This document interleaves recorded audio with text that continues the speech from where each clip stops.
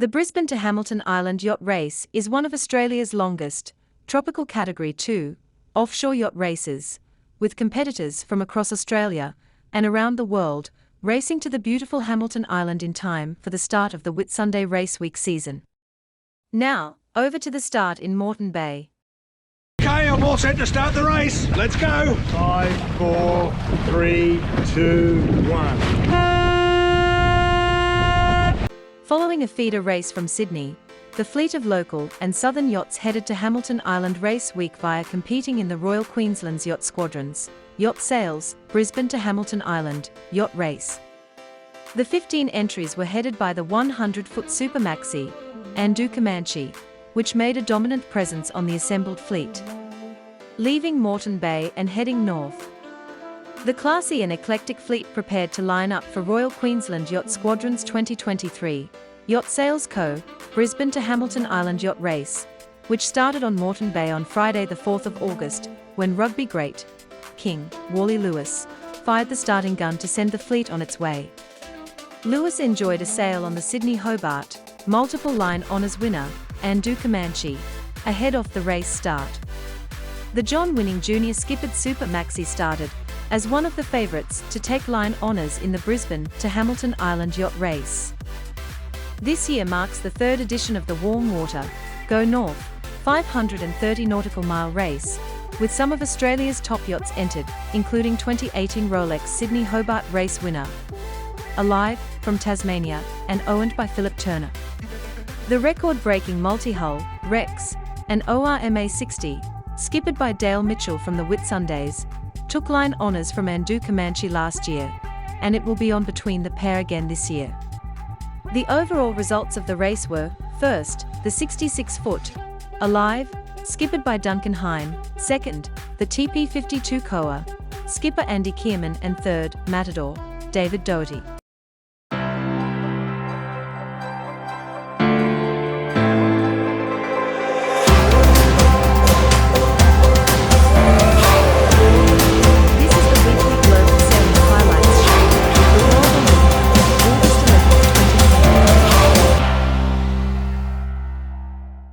The next part of the 37th America's Cup has started and all teams are in Spain, where the New Zealand Yacht Squadron is holding their defence. But first there is the secondary regatta, with AC 40-foot foiling boats sailed by female and youth teams. To confuse it further, these regattas are not in the host venue, they are in Italy and the Middle East in the Republic of Saudi Arabia. But back in Spain, Ineos Britannia are having a tough time testing. So Giles Scott helming on port today, first day for T6 in Barcelona. Yesterday we saw the boat, you guys were going to go sailing, you had some technical issues. Anything you can tell us about that? It's just some of the data link setup that we had between the base, the boat and back in Brackley. So it got sorted throughout the day, but unfortunately we missed our window. Breeze picked up in the late afternoon to, I think it got north of 20 knots, and we weren't that keen to push out on that with a recommissioning day for T6. So T6 been in the shed, or at least in transit. Any modifications in that down period? Yeah, there's been plenty going on in the background. As you probably see from today, there's no major component changes, but for sure there's been little tweaks here and there. And I'm sure if you look at in detail at some of the photos, there'll be a few little things of interest there. We noticed a grey enclosure on the bottom of the mast there. We've seen it there before, but it seems to be being used in anger this time. Does that give you some different functionality? Yeah, it's just the location of some of the electronic hardware. It was sitting in the boat in Palma. It's now just moved onto the back of the rig. That's all. So let's talk about today. It was an interesting day out on the water. We all know that it's bumpy out there. Yeah. And it proved to be so. How does that change how you sail the boat? Oh well, I mean, I think the sea state today certainly changed a lot. Looking back to last week when we were sailing the AC40, we had some lumpy days, but for sure today was a big step up on the conditions that we even saw last week. So yeah, I'd say it was for the wind speed and the wind direction. The sea state was pretty extreme today. Certainly very tricky in the 40-footer. Does it change all of the angles, exits from tacks jibes, all of that stuff? Yeah, it changes absolutely everything. I mean, as a sailing group, we've got to adjust to it. I mean, it's, you know, you're changing sail shapes all the time. You're having to steer around waves. Pilots have got a lot on trying to keep the foils in the water as well. So, yeah, it certainly makes the sailing a lot more challenging. Let's put it that way. We noticed yesterday a new addition to the front of the boat for the trimmers and flight controllers, a digital display with a red dot circulated. Oh yes, yeah, just a Night Rider edition. It does look like Night Rider. What does that do for them?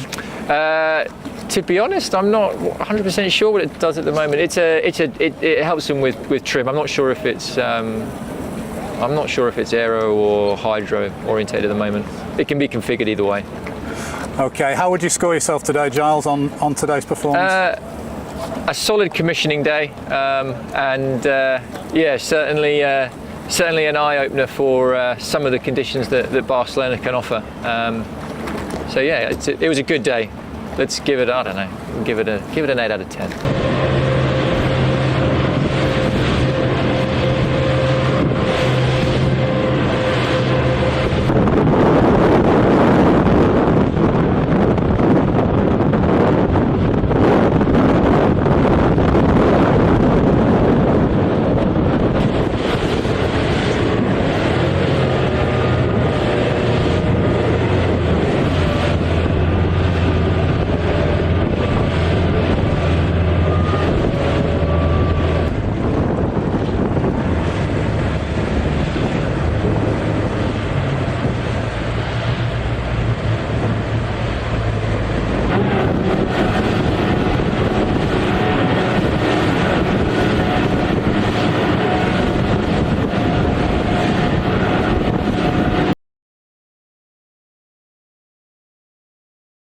Barcelona, Spain is the location for the 2023 edition of the Rolex TP52 World Championship. The annual competition represents both the highest echelon of monohull Grand Prix sailing and is also the pinnacle event of the annual 52 Super Series. Rolex has been the title sponsor of the World Championship, an official timepiece of the 52 Super Series since 2017. This year's event is expected to welcome a highly competitive fleet from Africa, Asia, Europe and North America. It's one of the most coveted titles in world sailing. Okay, here we go, all the way up, racing now. To claim it requires an exceptional level of skill and performance. This August, Barcelona hosts the annual Rolex TP52 World Championship.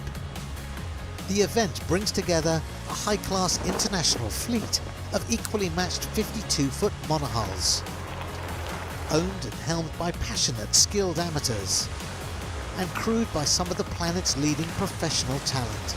The TP52 class is an unbelievable class. Now coming down, one, and hoist. The racing is so competitive.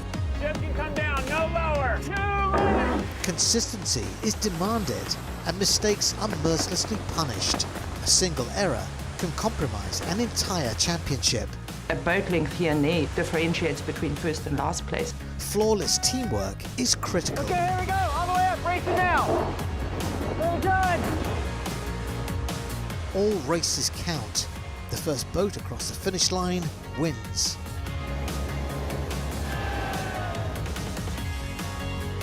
Teams from 4 continents will take to the waters in Spain. An intense week-long, maximum 10-race regatta awaits. You have so many sailors, and all these boats are able to win a regatta. To win the Rolex TP52 World Championship, that's a result. If you're a world champion, there's nobody else. Racing at the Rolex TP52 World Championship, the highest echelon of monohull Grand Prix competition, partnered by Rolex since 2017, commences on August 22nd.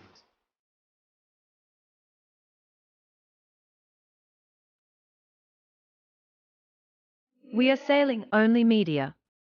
Please subscribe, share, like, and check the alerts bell.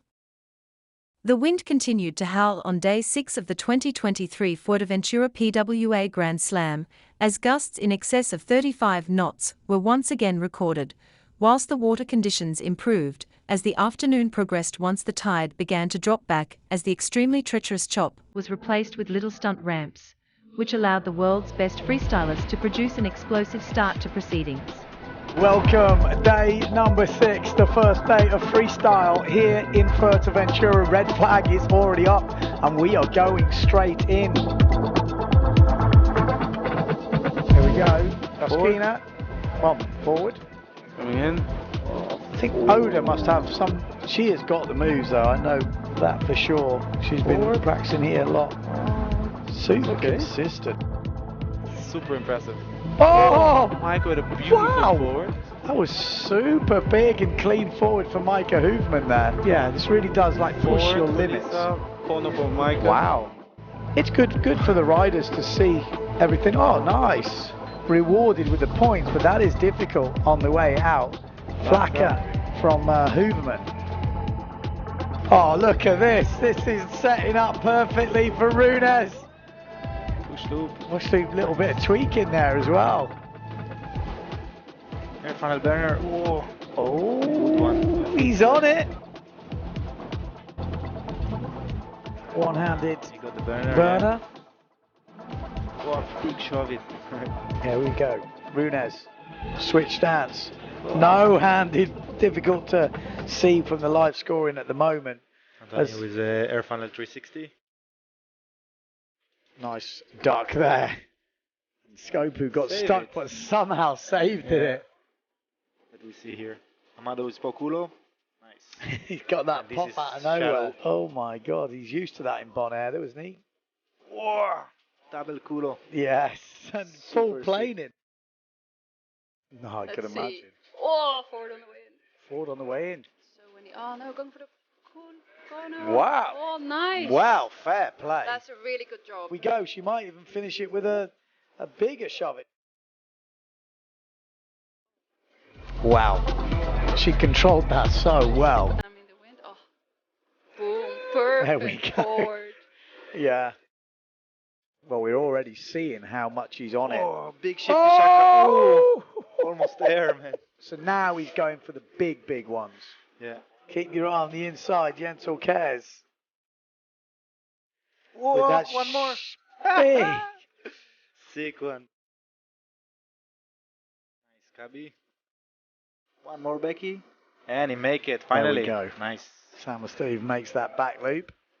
It will count. Boson with Eric Cubby. Oh. Clean one. Nice.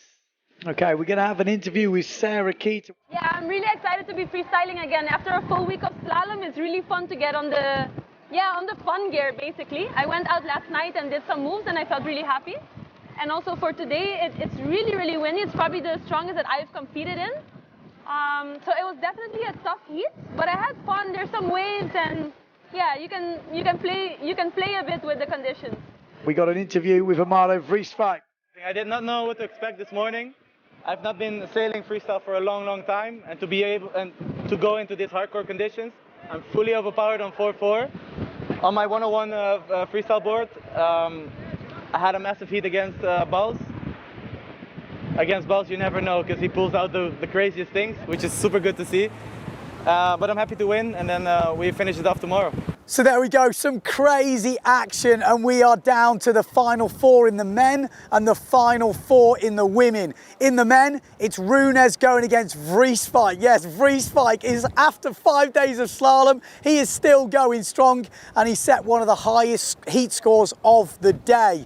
In the second semi-final, we have got Jensel Cares going against last year's world champion Adrian Bosson. Both of those guys have been on fire. And then obviously in the women, we've got Oda Johanna Brodholt going against Micah Hoofman, a matchup we have seen so many times before. And on the bottom side of the draw, Sarah Keita Offringer going against Erpenstein. Yes, she is in the freestyle and she has took out Ariane Alkas in that first round. So there we go. Join us tomorrow for day 2 of the freestyle, day 7 of this Fuerteventura Grand Slam, and we will be sailing those semi-finals and the finals.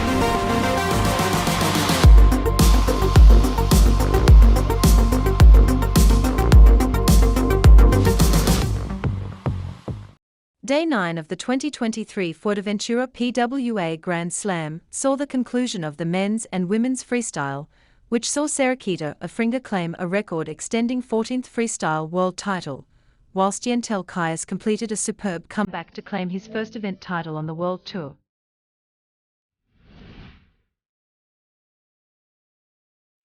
Day number 9 here in Fuerteventura, and we got results in both the men's freestyle double elimination and the women's double elimination.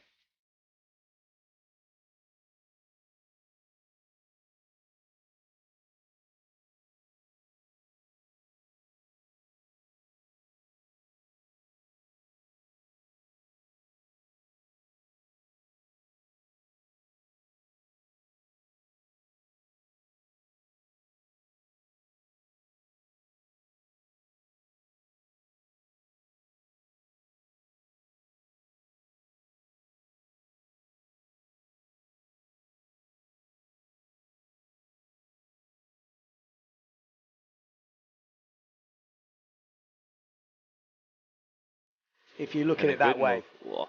Nice that is a nice shaka. If you're going to do a shaka in a heat, do a good one. Yeah.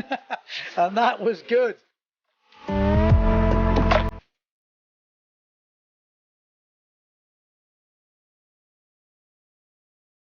Let's go and have a word with Sarikita Afringa.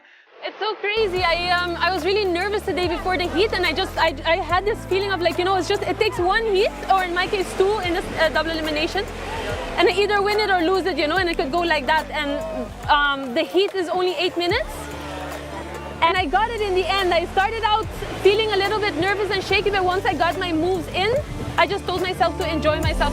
Let's go and have a chat with him on the beach. I'm so stoked to finally win this event.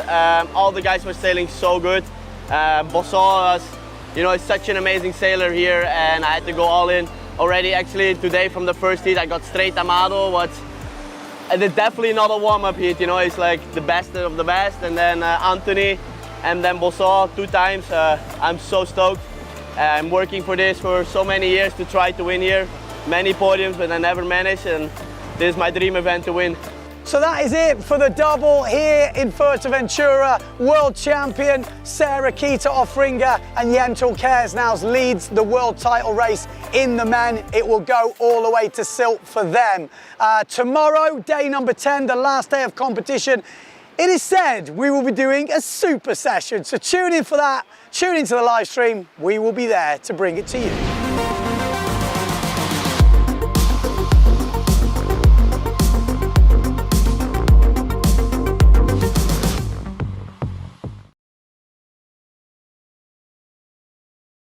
Released this week is a recap of the 10 years of Foiling Week. From moths to mini-maxes, foiling sailing boats has come a huge way. It certainly has a place in the future of our sport. Foiling Week wraps up 3 major initiatives within world sailing, and it's on the cutting edge of yachting. It's what's capturing the imagination of the younger generation. And so the first part about the International Foiling Week is that it makes it open to everybody. We had a meeting with some exhibitors. We are introducing the Foiling Technology Pavilion together with the Foiling organization, so that's why I'm here. It's exciting to sail and exciting also for the public from the shore. The names here, when you see the Moth fleet and everything, as well as 69F fleet wasn't here last year, so I mean you can see it just getting bigger and bigger. You got to appreciate being in Lake Garda.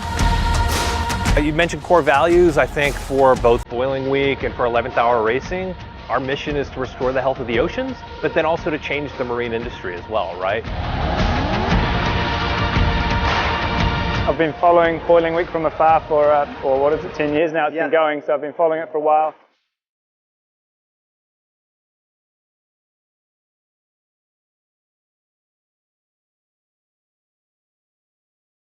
Amazing week of racing. First time racing in a moth for me here in Lake Garda. It really was the perfect place to start my moth racing.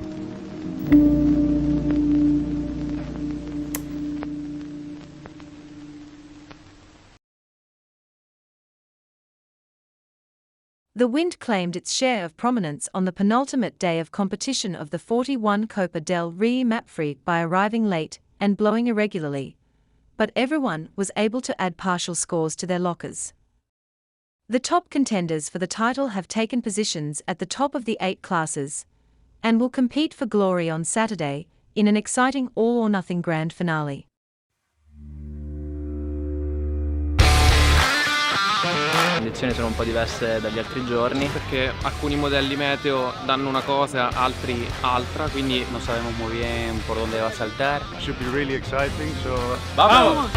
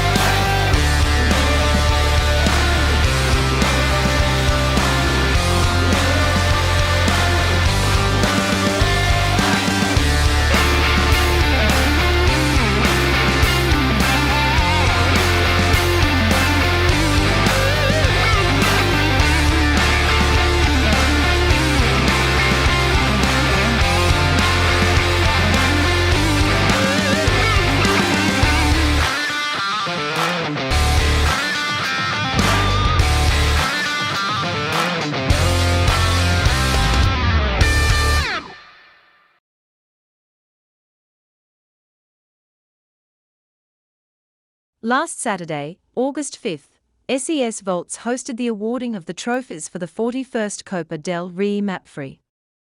The event, which took place after the end of the last day of competition, was chaired by King Don Felipe, who was in charge of presenting the awards to the winners of the 8 categories of this popular Mediterranean regatta.